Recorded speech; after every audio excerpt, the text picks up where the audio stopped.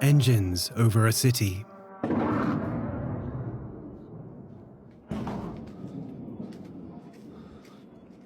Or this sound.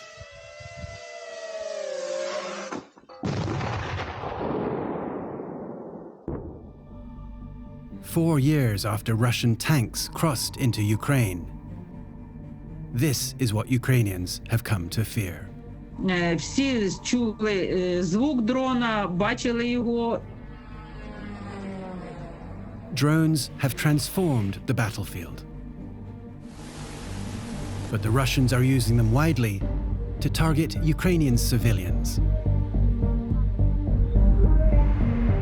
Я постійний свідок цих атак. Launched from Russian territory, Shahed drones fly hundreds of kilometers to strike Ukrainians in their homes. Small drones known as FPVs target civilians. After 4 years of conflict, drones have brought the war to Ukrainians' doorstep.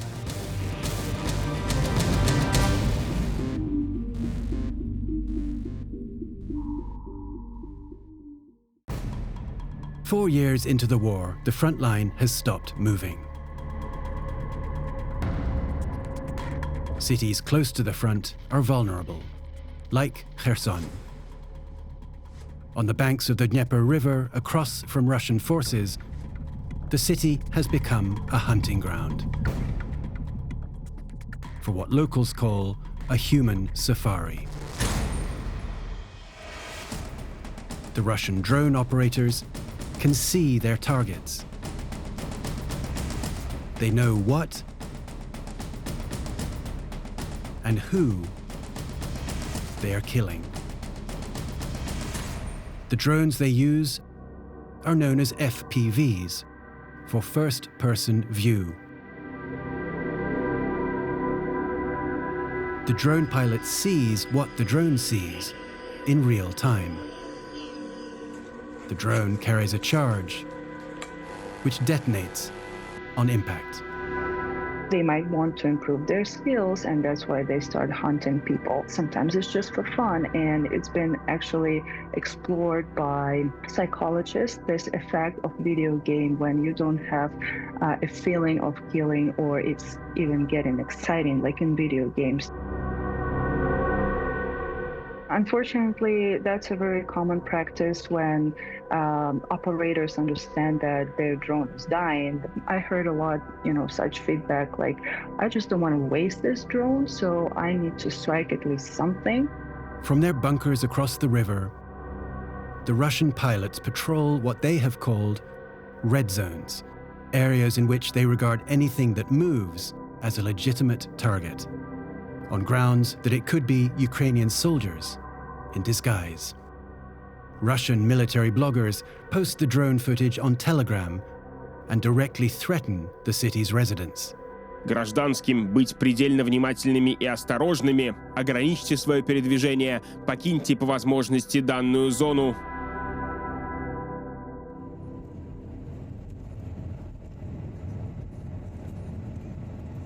Всі чули звук дрона, бачили його. Alla lives in Kherson. І діти також різного віку, вони вже показують, якщо вони чують звук дрона, вони показують наверх, і вони навіть вміють промовляти дрон-дрон. The authorities in Kherson have installed netting to protect their citizens. Пропонується і по небезпечним зонам пропонується з відкритим склом їхати, тому що в закритій машині не почуєш. Саме про дронову атаку нас ніхто не може попередити. Всі розраховуємо на себе, на свій слух і на те, що ми чуємо свист, і значить в нас є 3 секунди, щоб кудись сховатися. Ці паркові зони знаходяться зараз в червоній лінії. Вийти, прогулятися десь, пройтись по свіжому повітрю ми не маємо можливості. The danger is not just in the city.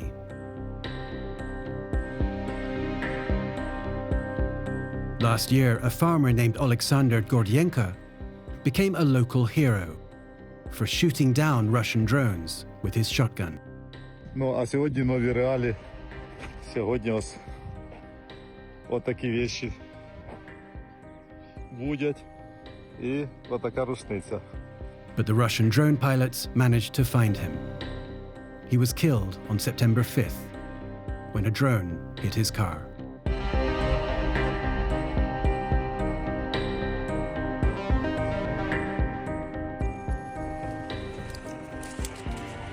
We spoke to another farmer in the region whose fields have been targeted by Russian drones. Дуже складно. Але чи був би я свідком дронових атак? Я постійний свідок цих атак.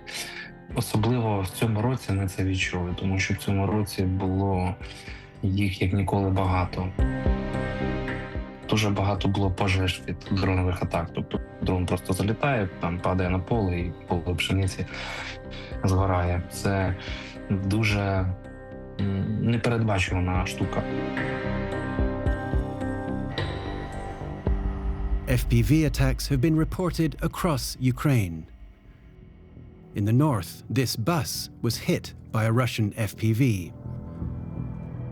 The local prosecutor said a 69-year-old man was killed. It happened 20 kilometers from the front line. From the beginning of the war, the range has extended. The usual range was like 5-10 kilometers, but current developments in communication systems enable them to work up to 20 kilometers. So basically, this extended range allows them to get closer to civilians. The number of civilians being hit by short-range drones is rising. The UN has found that 95% of civilians targeted by short-range drones in 2025 were in territory held by the Ukrainian government. 526 civilians were killed. More than 3,000 injured. In Russian-occupied parts of Ukraine, 51 people were killed, 149 injured. Russia has accused Ukraine of using FPV drones too. Those claims have not been independently verified. Short-range drones can drop a variety of weapons. Російська армія розкидає ліпістки, так звані, міні-такі взривчатки, які нагадують нам листочки від дерев осенню, вони зелені, білого кольору, взимку скидають, або коричневого. І люди, якщо навіть не дивитися під ноги, наступають на них і травмуються, відриваються кінцівки. These are anti-personnel mines, known as PFM-1s. Their aim is to cause major injuries, but not kill outright. On January 18th, these kind of mines were dropped near a hospital in Kherson and had to be neutralized.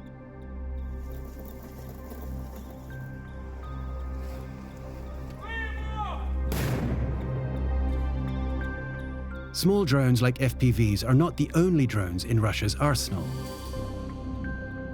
Russia also uses drones that are larger, faster, and much more powerful. Shahed drones are an Iranian design, cheaper than missiles and produced in massive numbers. They rain down on Ukrainian cities every night, dozens at a time.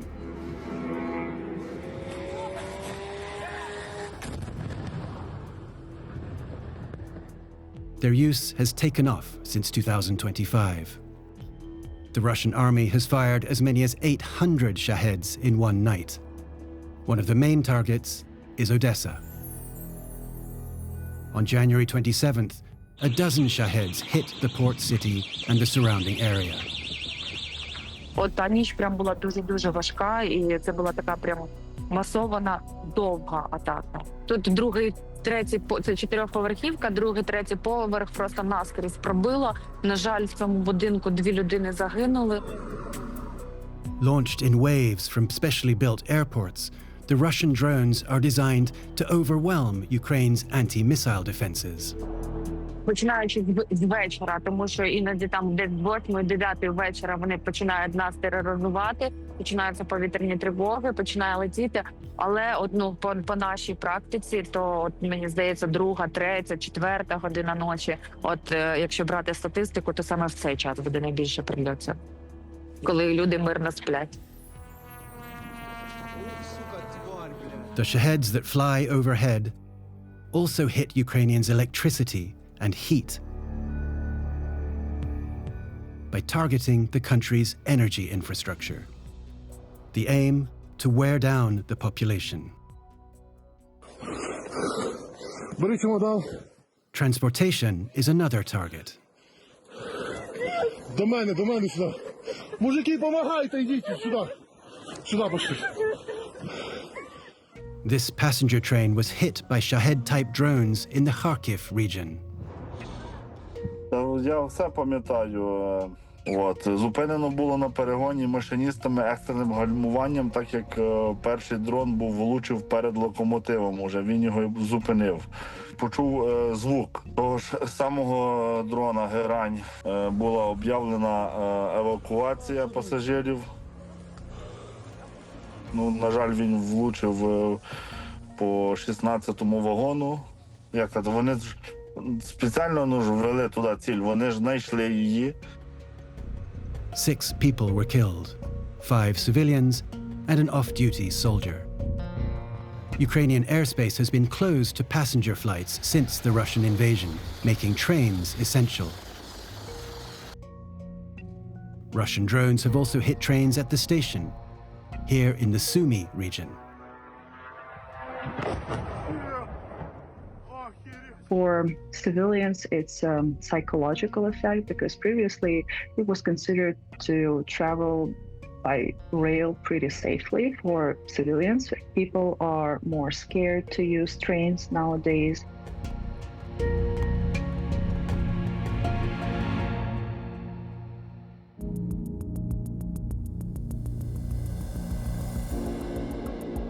In its effort to wear down Ukraine and its people, Russia is testing new uses for its Shahed drones.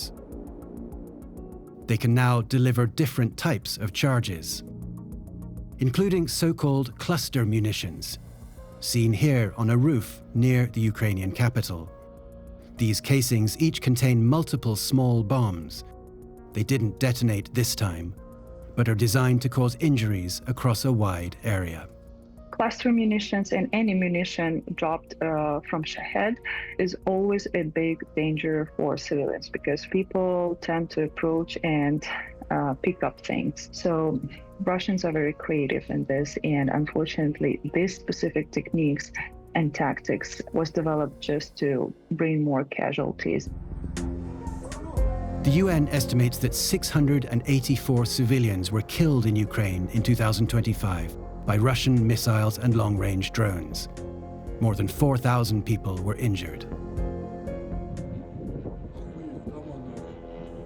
Ukraine has also stepped up its strikes against targets in Russia, using more and more long-range drones. The Ukrainians say their targets are military or strategic. But Ukrainian strikes have also hit civilian zones. The number of casualties is unknown.